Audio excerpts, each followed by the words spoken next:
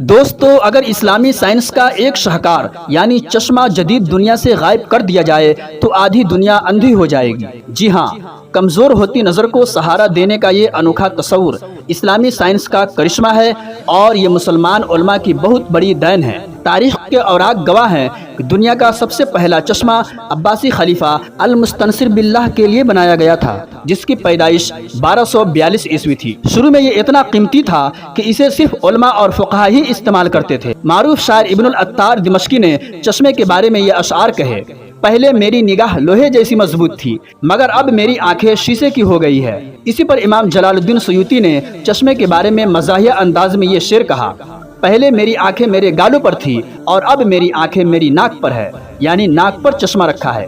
بعض محققین چشمے کی ایجاد کو ابن الہیثم کی طرف منسوب کرتے ہیں، جس کی پیدائش 354 ہجری یعنی آج سے تقریباً 1100 سال پہلے ہوئی، جبکہ یورپ میں پہلا چشمہ اٹلی میں 1286 عیسوی میں متعارف ہوا، یعنی ابن الہیثم کے تقریباً 200 سال بعد اور خلیفہ مستنصر باللہ کے 40 سال بعد۔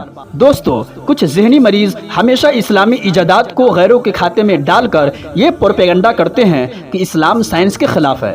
جی ہاں، اسلام سائنس کے خلاف ہے، مگر کس سائنس کے؟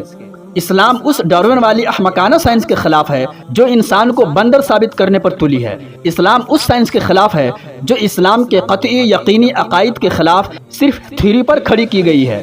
اسلام اس سائنس کے خلاف ہے جو مرد کو عورت اور عورت کو مرد بنانے کے جرم میں ملوث ہے۔ اسلام اس سائنس کے خلاف ہے جو بگ بینگ، اسپیس اور چاند پر اترنے جیسی نظر نہ آنے والی چیزوں پر ایمان رکھے، مگر ایمان بالغیب یعنی توحید و رسالت پر ایمان سے انکار کرے۔ لیکن اسلام اس سائنس کے خلاف ہرگز نہیں ہے جو ابن الہیثم، الجزری، فارابی، جابر بن حیان، شامی دمشقی، ابن البیطار جیسے مسلم سائنسدانوں نے پیش کی۔ یاد رکھیں، مادہ پرستوں نے سائنس کو خدا بنا رکھا ہے، اور ہم نے سائنس کے خالق و مالک کو خدا مانا ہے۔ لہٰذا مومنوں اور مادہ پرستوں کے درمیان یہ جنگ جاری رہے گی، اور آخرکار غلبہ اللہ والوں کو ہی ملے گا، اور ایک دن دجالی سائنس پر اسلامی سائنس ہی غالب آئے گی۔ ویڈیو کو لائک اور چینل کو ضرور سبسکرائب کریں۔